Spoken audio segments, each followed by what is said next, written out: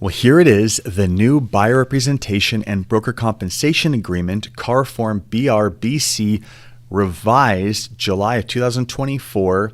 This is the new version of this form required for all realtors to use with their buyers beginning August 17th prior to touring their first property with the buyer.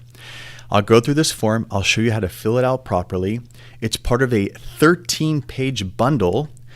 So if I scroll to the top, we see the disclosure regarding real estate agency relationship, and you've all seen it before in a purchase agreement or the listing agreement, and you'll put your client's information and your information and move on to the actual representation agreement. And we put the date that this form is being prepared, the name of our client, and the name of our brokerage. Now, this formatting has changed with this revision. This form now has what I call a chart or matrix where all the key terms are summarized up front. And then it's the same stuff down here. This is just the corresponding text behind all these key terms. So this is like a summary page, but we'll go through it. It's quite simple, actually. There are just some important terms you want to pay attention to, starting with the representation period. You put a beginning date, you put an ending date. You must have both of those dates. If you are missing one or both, this form is unenforceable, likely void. So make sure to have both of these dates. Now it says not to exceed 3 months. If representation period exceeds 3 months, this agreement is void unless the buyer is a corporation.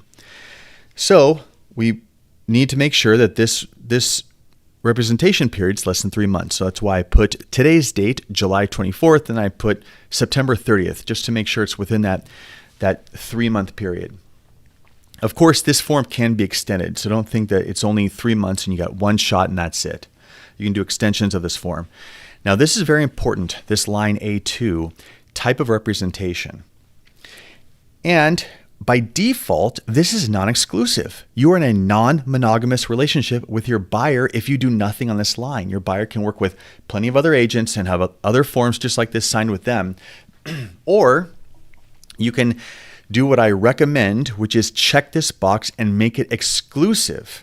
And it's going to tell you that there's something else has to be done, an initial on paragraph 15. Now keep in mind, the nice part of this chart of terms summarized here on page 1 is that, see how it says paragraph number? You can see where to find the corresponding text regarding some of these terms. So each term you see up here, you can refer later to the corresponding text in this paragraph. So we see there's more text in 4B. More on this later, but in short, if you are working for free as a buyer's agent in hopes of getting paid if and when a transaction closes, shouldn't you ask for a little loyalty from your buyer? You're spending all this time, energy, resources, creating reports, doing consulting, driving around. Is it too much to ask this person shows a little loyalty with an exclusive relationship? I think not. So that's why I highly recommend checking this box. Property type, check any property type your buyer may buy. Location, I checked the county box. I put Orange. Orange is a relatively small county geographically relative to, let's say, neighboring counties like Los Angeles County or Riverside County. Those are much larger.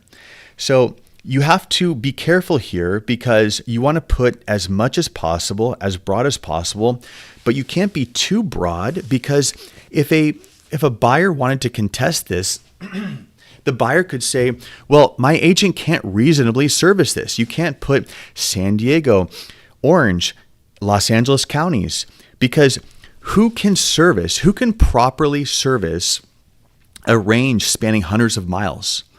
So you want to make sure that you put as much here as possible that you can, in fact, reasonably service as a real estate professional. Do you need to add another description or be more specific? Put it in here. Additional buyer preferences and priorities. Now you can check this box and add this form. I wouldn't mess with this. That's just me. That's how I would do it. I don't need to further whittle down or add limitations based on buyer preferences. Now, if you can think of something that is worth noting, go ahead and leave a comment, but I would skip this right here. Properties excluded from representation. Well, this is likely going to be a property in which the buyer entered with another agent or may have a commitment to another agent prior to coming along with you. So if a buyer said, hey, I made an offer on a property, it didn't work out, they could get back to us and change their mind. I don't know, but I'm not working with that agent anymore. I'd say, you know what, let's put that property address here so that if that seller does come back, you can pick up where you left off with that last agent. But everything else, that's me. Everything else, I'm your agent for, but we'll put an exception here. All right, compensation. Obviously very important. I'm putting 2.5%. Now it asks for percent of the acquisition price, and you can add on a dollar amount, or you can change this into whatever you put over here, or you can make this even more complex and attach a compensation schedule. I'm not going to go through any separate documents in this tutorial, maybe later, but I'm showing you most of the time people are going to put a number here. And that number is going to be something like this, 2.5%. Now keep in mind, obviously the higher the better, of course. Now something else to note, if you put a low number here, that's the max that you can make from everyone on the transaction. So don't do it. Don't fall in that trap. Don't put a super low number here to appease the buyer, because you can't just collect that. You can't collect 0.5% or 1% from the buyer and then get 1% from the seller or 1% from the listing broker and think, yeah, I made my 2.5 or 3% back. Nope, you're limited to whatever you put here. And then they have this verbiage here. If broker receives compensation from seller or others for broker's representation of buyer, meaning if you get paid from anyone, if you're the buyer's agent, whoever you get paid from, that amount shall be credited against buyer's obligation to pay broker.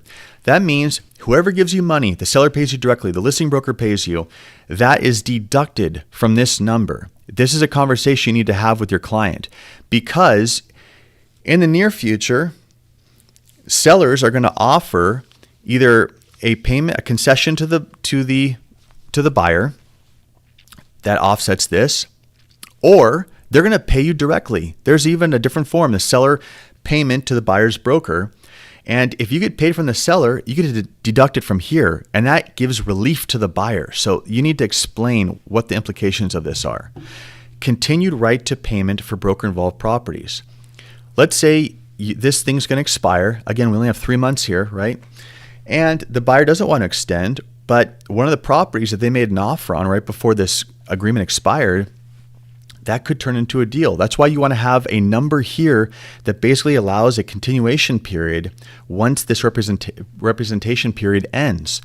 30 days is good. 60 days is even better. The longer the better, in my opinion. But 30 is just fine. Now, here's something else that's very important. Cancellation rights. So up here, if you leave this type of representation non-exclusive by default, which I advise against, well, either party can cancel and it's effective immediately, unless you check this box and write in a number here. But it says right here, non-exclusive representation, okay? Cancellation is effective upon receipt. Exclusive, remember up here, which is what I recommend, exclusive, 30 days after receipt, meaning you have to give a 30-day notice to the other party.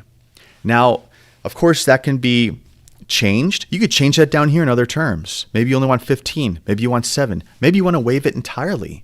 It can be changed right here. But I'm just saying, this right here, pay attention to it, because this means if you have an exclusive relationship, there's a 30-day notice. You can't just drop someone overnight, because we all know that it's not hard to imagine a buyer getting seduced by another agent, canceling the night before they see a property or make an offer the following morning. So this gives a cool-off period, we'll call it. So I say leave it alone. Check exclusive up top and leave it alone. All right. When should the buyer give you personal financial information? Sooner the better, right? Does the buyer have cash? Does the buyer have cash to actually do a down payment? What are we looking for here? Proof of funds. And we're looking for a lender pre-approval letter if the buyer is obtaining a mortgage. That's what we're hoping to get. By default, 5 days. I put 3, sooner the better. It's up to you. You'll know when you need to check these boxes down here on this line G2. And this actually this can open all sorts of doors to other scenarios, but this is going to be more rare. So I'm not going to go into detail here. If you have questions, leave a comment, but you'll know if you need to check a box here. Other terms, blank area for you to put in whatever you want. All right. Both parties initial, you, the agent, and your client. All right. And then by default, this form automatically checks this box for a broker compensation advisory, because in this post-settlement world, you're going to see verbiage everywhere warning consumers or advising consumers that commissions are entirely negotiable. They're not fixed by law. They're not regulated. It's entirely up to them. They can negotiate whatever they want. It's an advisory, so that this sort of the argument made by the plaintiffs in this original lawsuit that spurred all this, that can't be done again, because now everyone's properly advised. All right, so we go down here.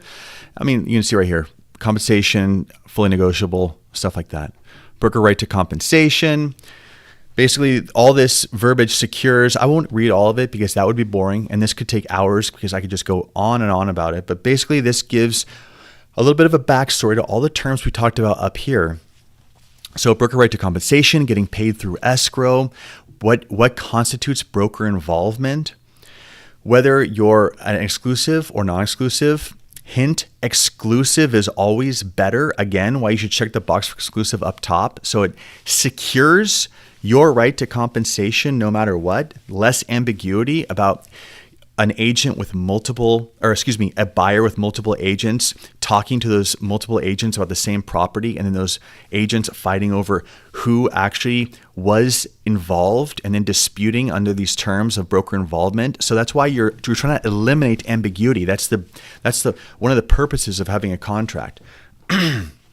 This goes on about continuation of compensation, which I talked about before, and that is getting paid if the transaction or this agreement expires, but the work that you've done during the representation period leads to a transaction after the fact. That's what that continuation of compensation is.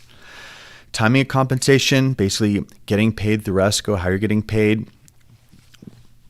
All right, let me scroll through here and see if anything's actually worth mentioning.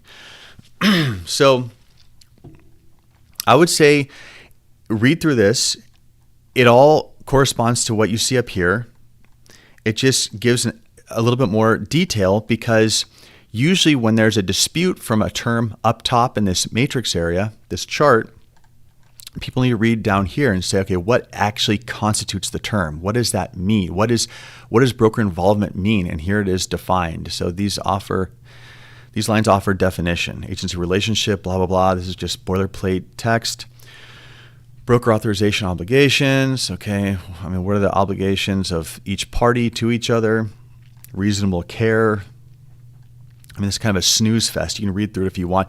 Mediation for dispute resolution. Good.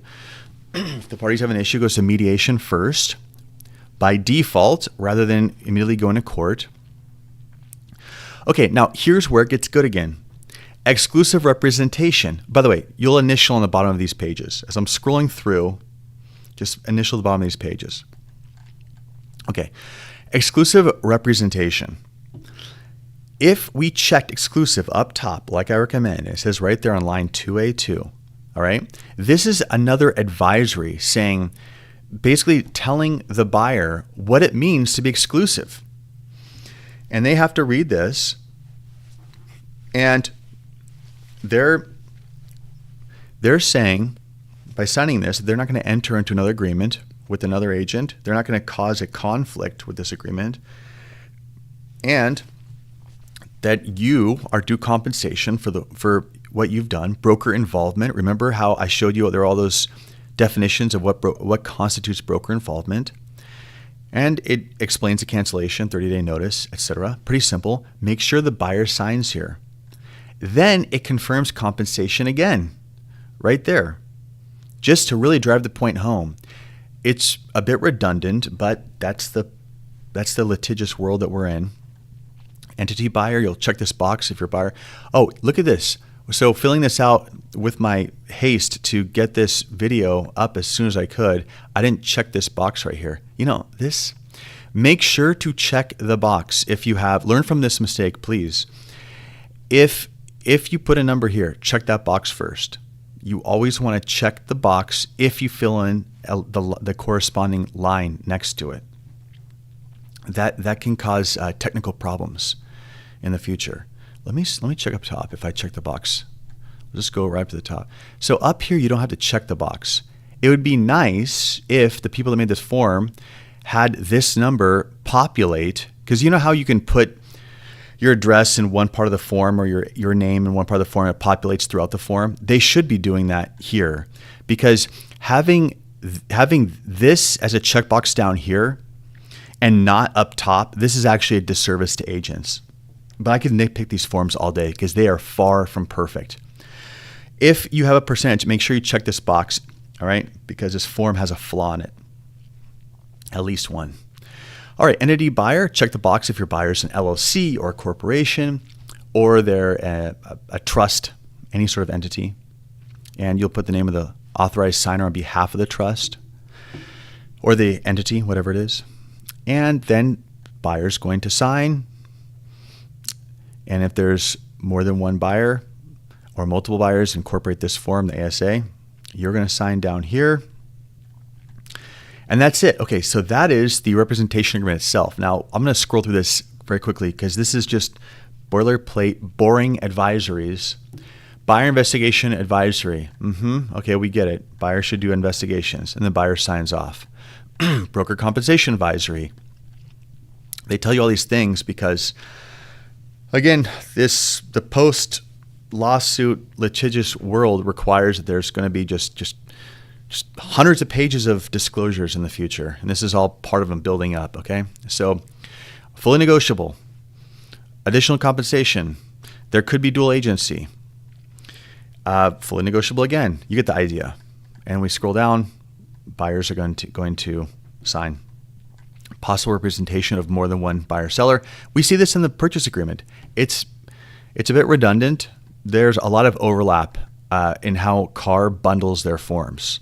Consumer Privacy Act advisory, and then buyer's going to sign. Okay, and we made it through 13 pages, and hopefully not too long. If you have any questions, please leave a comment, and thank you for watching.